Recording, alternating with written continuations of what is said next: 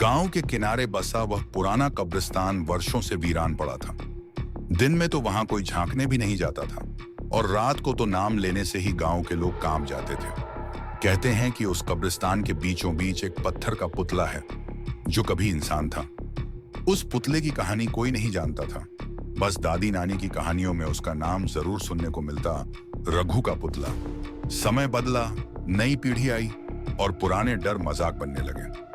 चार दोस्त अर्जुन, समीर, विक्रम कॉलेज से छुट्टियों में गांव लौटे थे। गांव की उबाऊ जिंदगी में थोड़ा रोमांच भरने के लिए उन्होंने एक रात कब्रिस्तान जाने की योजना बनाई। बस एक फोटो लेनी है उस पुतले के साथ, विक्रम बोला। अगर हिम्मत है तो चलो आज रात 12 बजे, अर्जुन ने चुनौती दी। सभी ने हामी भर दी। रात के ठीक 12 बजे वे चारों टॉर्च और कैमरा लेकर निकले। रास्ता सुनसान था, केवल झींगुरों की आवाज और दूर कहीं कुत्तों के भौंकने की हल्की गूंज। कब्रिस्तान का गेट पुराना और जंग लगा था। जैसे ही उन्होंने गेट खोला, एक ठंडी हवा का झोंका आया और वातावरण में अजीब सी घुटन भर गई। ये बस हवा है, डरने की जरूरत नहीं, समीर बोला, लेकिन उसकी आवाज भी कांप रही थी। आखिरकार वे पुतले के पास पहुंचे।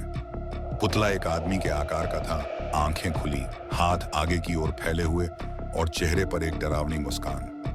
ऐसा लगता था मानो वो कुछ कहना चाहता हो, पर पत्थर की मजबूरी में चुप था। ये तो सिर्फ पत्थर है यार, अर्जुन ने छूते हुए कहा। तभी अचानक उसकी उंगलियां ठंडी पड़ गईं।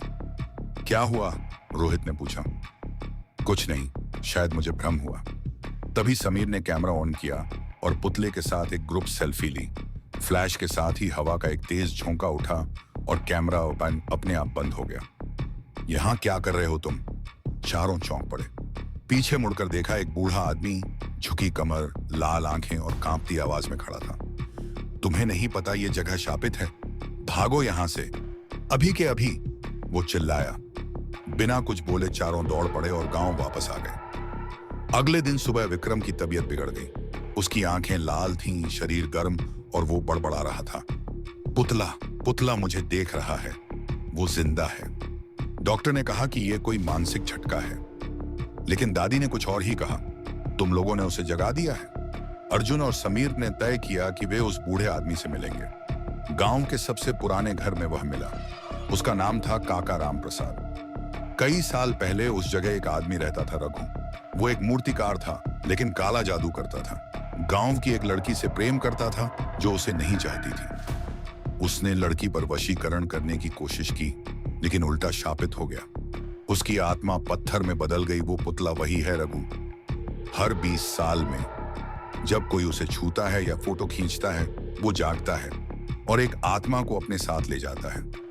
तुम्हारे दोस्त पर उसकी छाया पड़ चुकी है। राम प्रसाद काका ने एक पुरानी रस्म बताई।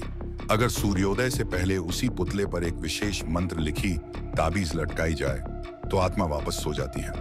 अर्जुन और समीर ने हिम्मत जुटाई। रात के 3 बजे वे ताबीज लेकर फिर कब्रिस्तान पहुंचे। इस बार वातावरण और भी डरावना था। हर कब्र से कुछ फुसफुसाहटें आती थीं।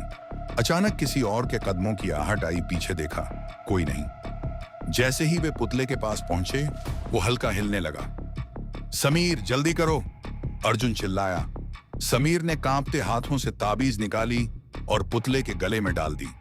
तभी पुतले की आंखें लाल हो गईं। तेज चीख सुनाई दी, तुम मुझे रोक नहीं सकते, मैं लौटूंगा। एक तेज प्रकाश हुआ और सब कुछ शांत हो गया। पुतला फिर से स्थिर हो गया। अगले दिन सुबह विक्रम की हालत ठीक हो गई। उसे कुछ याद नहीं था, बस बोला, ऐसा लगा जैसे मैं किसी अंधेरे कुएं में गिरा हुआ था। रामप्रसाद काका ने मुस्कुराते हुए कहा, इस बार तुम लोग बच गए, लेकिन अगली बार कोई और नहीं बचेगा। आज भी गांव के बच्चे जब उस कब्रिस्तान के पास से गुजरते हैं तो दादी की आवाज कानों में गूंजती है, उस पुतले को मत छूना, वो अब भी देख रहा है।